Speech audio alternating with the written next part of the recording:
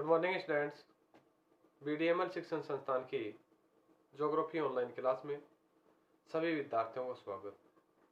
बच्चों, आज से जो पूर्व की कक्षा थी, हमने जीन ब्रुन्स के अनुसार मानव भूगोल के तथ्यों की बात की थी। उन्होंने सभ्यताओं के विकास का आधार बताया था और धनात्मक वर्गीकरण को यथार्थवाद की स्थिति का आधार बताया था। सभ्यताओं के विकास के आधार पर जीवन की अनिवार्य आवश्यकताओं को भूगोल बताया था। भूमि के विध्वंस संबंधित बातें की थी और सामाजिक भूगोल की बात की थी। इसमें बस रही है राजनीतिक एवं ऐतिहासिक भूगोल। इसके अलावा आज बात करेंगे सांस्कृतिक तथ्यों के आधार पर धनात्मक यथार्थ वर्गीकरण। सांस्कृतिक तथ्यों के आधार पर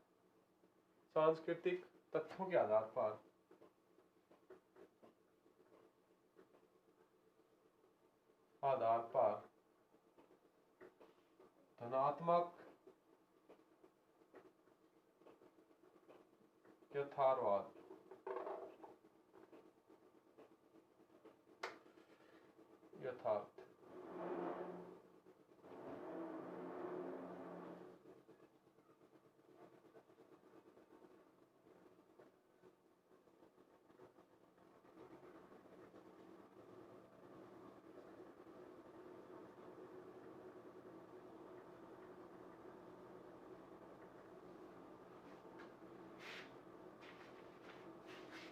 तो इससे पहले हम राजनीतिक और ऐतिहासिक भूगोल के अध्ययनों का बात करते हैं।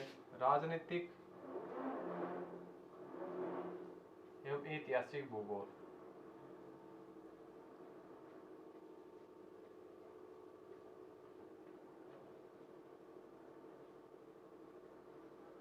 तो बच्चों, आज से जो पहले हमने बात की थी सामाजिक भूगोल की और उसकी भूमि विध्वंस की, आज हम बात करते हैं राजनीतिक और ऐतिहासिक भूगोल के तथ्यों की। इन भूगोल के अंतर्गत राजनीतिक, सैन्य शासन तथा इतिहास संबंधी तथ्यों का अध्ययन किया जाता है इसके अंदर। तो इनमें इसके अंतर्गत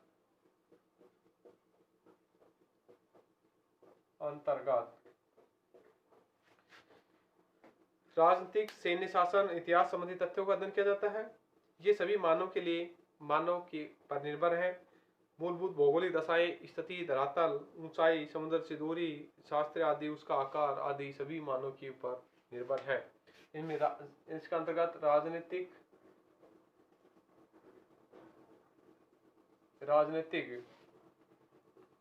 सैन्य शासन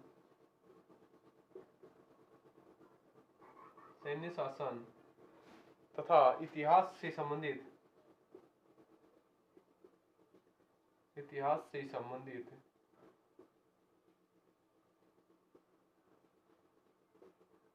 सभी तथ्यों का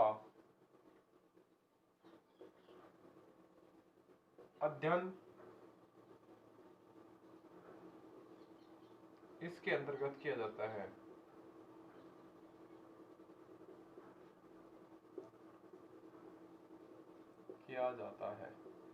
किसी भी क्षेत्र का जो वातावरण स्थिति है, उसकी दशाएं, ये भौगोलिक स्थिति, ये सभी किसी भी क्षेत्र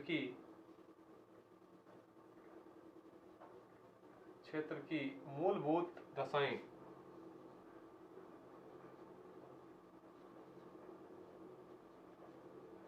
मूलभूत आवश्यकताएं, जिनमें स्थिति, धरातल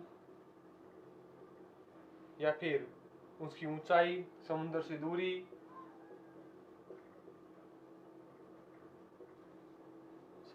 दूरी, सभी तथ्यों का अथवा शासित क्षेत्र, इन सभी का अध्ययन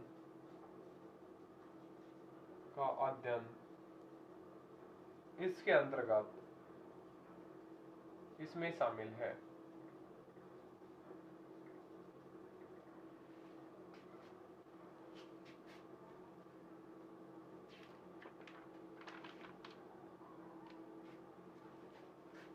इनके अलावा नगर, राज्य, देश के इतिहास से संबंधित सभी बातें आती हैं। मानवीय तथ्यों और भौतिक वातावरण में पारस्परिक संबंधों का उपेक्षा नहीं की जा सकती और न ही पार्थिव एकता के सिद्धांत का त्याग किया जा सकता। इसी के अंतर्गत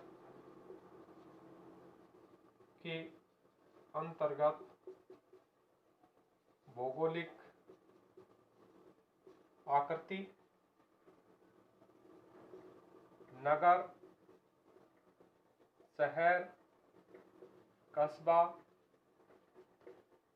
राज्य और देशों के इतिहास की जानकारी ली जाती है। इससे हम कह सकते हैं, अतः मानवीय तथ्यों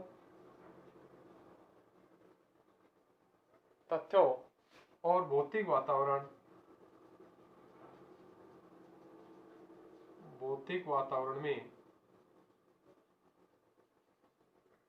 में पारस्परिक संबंध है।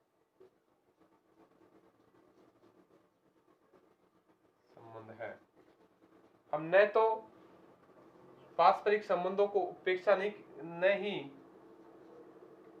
इनकी उपेक्षा कर सकते हैं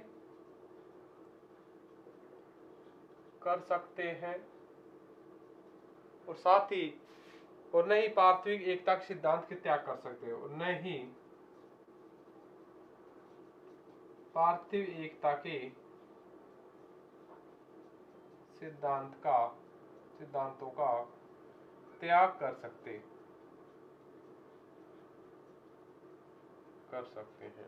ये सभी आपस में इतिहास से जुड़े हुए हैं। एक इतिहास के अंदर ये सभी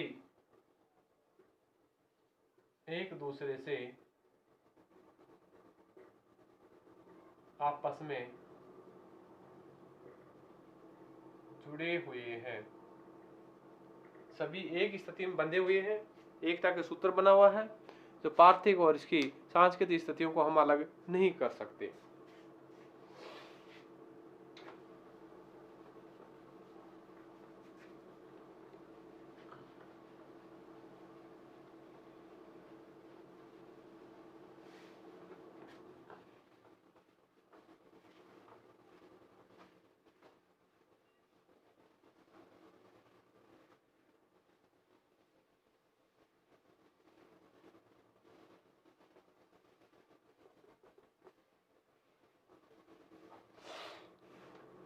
अब सांस्कृतिक तथ्यों के आधार पर धनात्मक यथार्थ वर्गीकरण।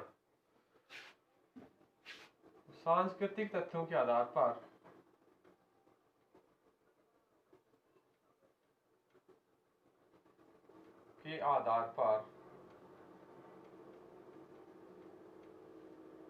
यथार्थ धनात्मक वर्गीकरण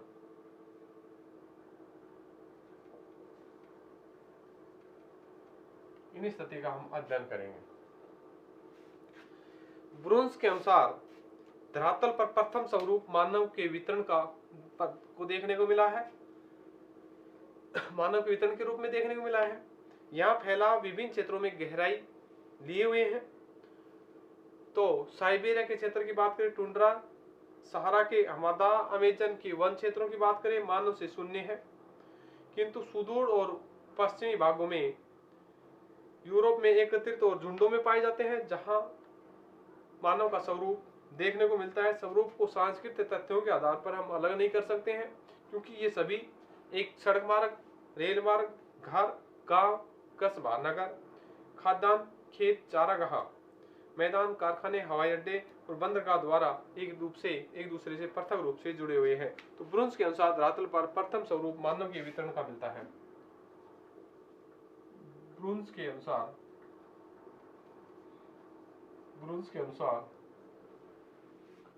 धरातल पर प्रथम स्वरूप मानव वितरण के रूप में मिलता है। मानव वितरण के रूप में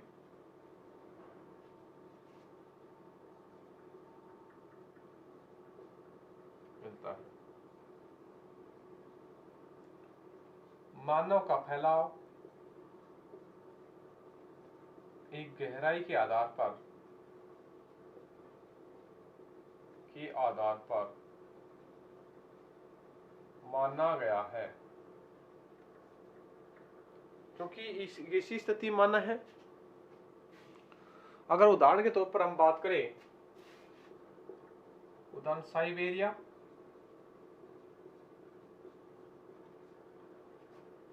साइबेरिया के टुंड्रा, सहारा के हवादा और अमेजन के वन प्रदेशों में मानव शून्य है। अगर इसके विपरीत यूरोप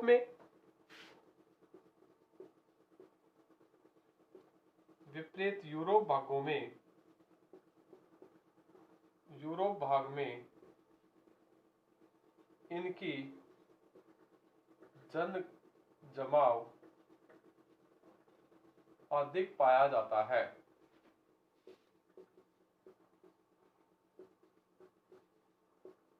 यहाँ पर ये झुंडों के रूप में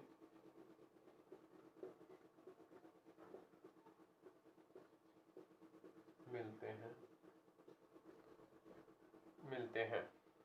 इनका स्वरूप, मानव का स्वरूप सड़क, रेल मार्ग, नगर, गांव, कस्बा, खाद्यान्न, खेत, चारागाह, मैदान, कारखाने, हवाई अड्डे द्वारा केंद्रित माना गया है। जैसे इनके द्वारा केंद्रित माना है,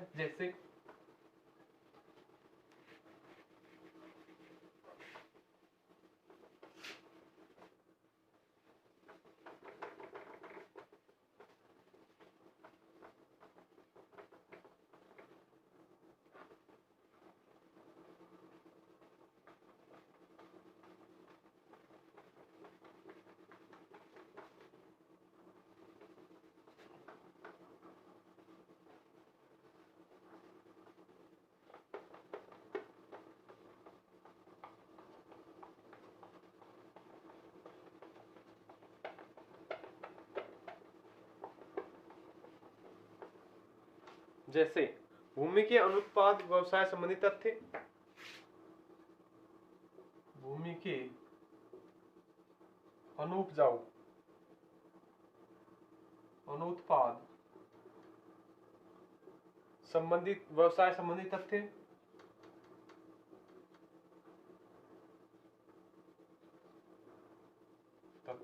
भूमि के अनुत्पाद व्यवसाय संबंधी तथ्यों में घर और उनके प्रकार, बस्ती विशेषकर है, राजमार्ग है। इसमें पहला है घर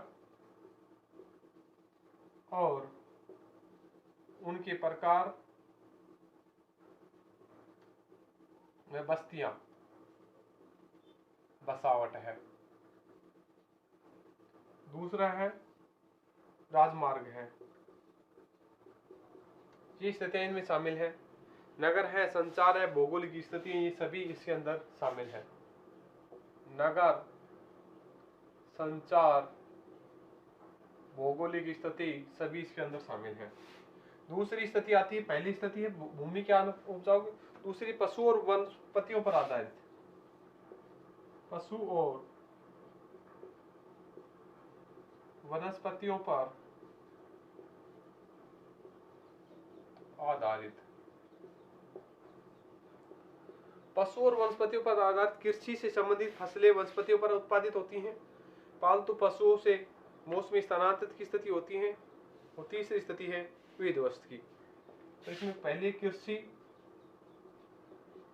पालन से वनस्पति तक का आधार शामिल है। दूसरी स्थिति है पशुओं के द्वारा अपनी आजीविका का पालन होता है।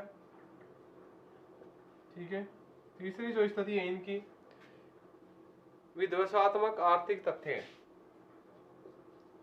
विध्वंसात्मक आर्थिक तथ्य। विध्वंसात्मक आर्थिक तथ्यों में खनिज पदार्थों का विदोहन होता है और पशु और वनस्पति का विनाश होता है। खनिजों का विदोहन और दूसरा है पशुओं और वनस्पति का विनाश।